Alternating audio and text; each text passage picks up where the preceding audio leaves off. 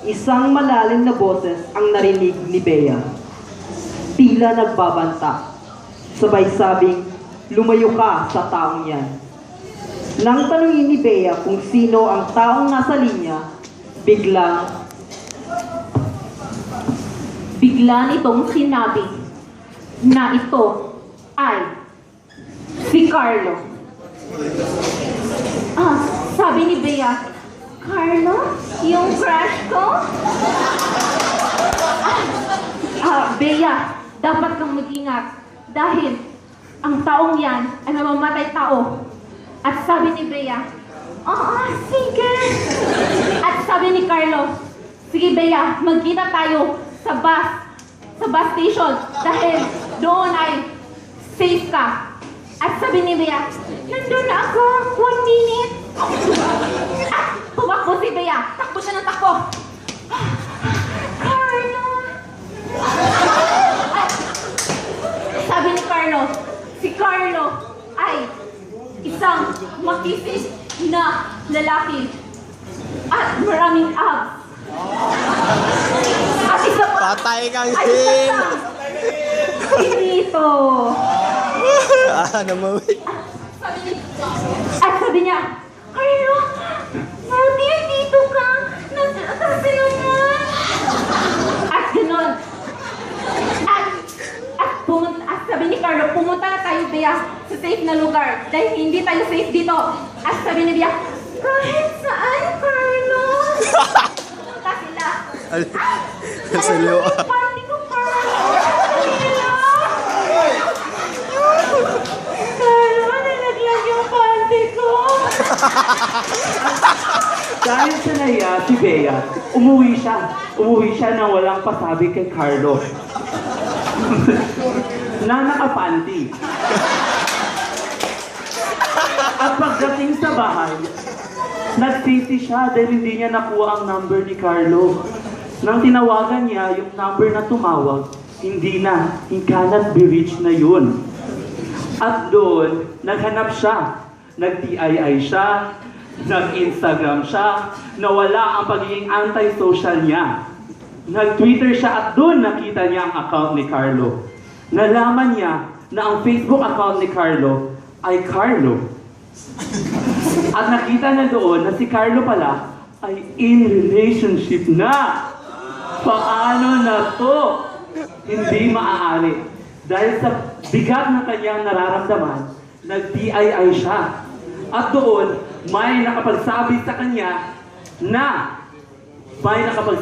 kanya na you should follow your heart. So kaya, in-stalk niya si Carlo. Let it go. Let it go. Kaya nalaman niya, pumunta pala si Carlo sa Cebu. At doon sumusog siya sa sinulog. Sumayaw. Nagdasal. At pagdating niya sa sinulog, wala na si Carlo. Nag-fit na naman, umalis. Umalis si Carlo. Kaya naman, sayang ang pamasahe niya papuntang Cebu. Kaya nag-text itong kaibigan niya si Tony. Hi Tony, best, punta ka na dito Cebu. Sabay tayo pumunta ng Instagram. Nag-tweet siya, pumunta pala si Carlo ng Leyte kasi tinulungan niya yung mga nabahaan doon. At tapos, bigla may tumawag ulit sa kanya. Ring! At isang malalim na boss, Hi, Bea! Yung kasi yung sabi sa kwento kanina, Hi, Bea! Nasaan ka, Bea? So sabi niya, Hey, Carlo, ikaw ba ito, Carlo? Oo, Bea! Nasaan ka, Bea? Carlo, sa wakas, nagparamdam ka, Carlo. Punta na ako ng Leyte. Antayin mo ko dyan. Oo, Bea! Hindi kita, Bea! At pumunta siya ng Leyte. Pumunta, kasama kaibigan niya si Tony. At pupunta nila doon, hindi nila napalitaan na may papunta palang isang Yolanda Part 2. Hindi nila na-check sa NOAA.DOS na Pag-asa. Hindi nila na-check. Kaya pumunta sila doon ni Tony ng malakas ang ulan. At pagkatapos doon, kailangan ko makita si Carlo. Tony, kailangan natin makita si Carlo. At sabi ni Tony, kailangan natin makita si Carlo. Kasi lang dalawa, kailangan lang makita si Carlo. At maya-maya biglang tumaas ang tubig. Biglang tumaas ang tubig. Hindi na sila makalakad. Hindi na sila help! Hindi na sila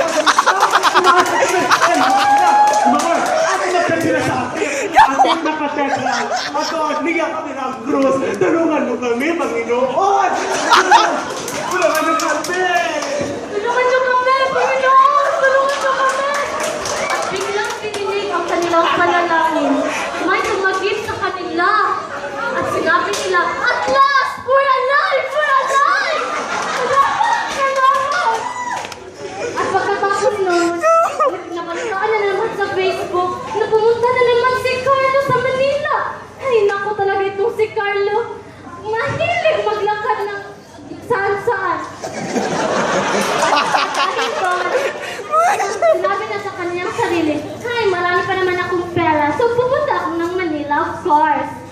papunta siya ng Manila. At pagdating niya doon, uy, nakita niya yung ABS-CBN. So pumunta siya. Ay, manonood na lang ako ng Showtime. At pag nakita niya doon, oh my gosh, parang sasabog yung puso niya.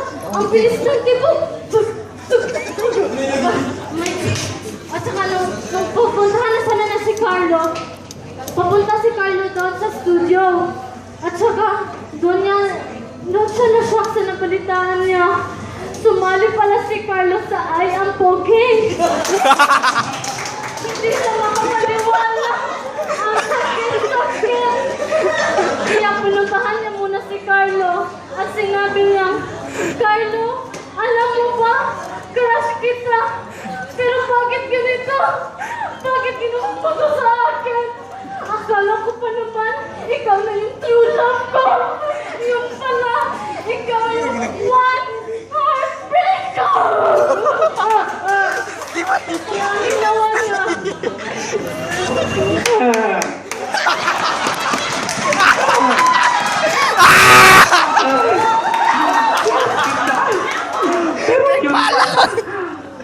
Baka!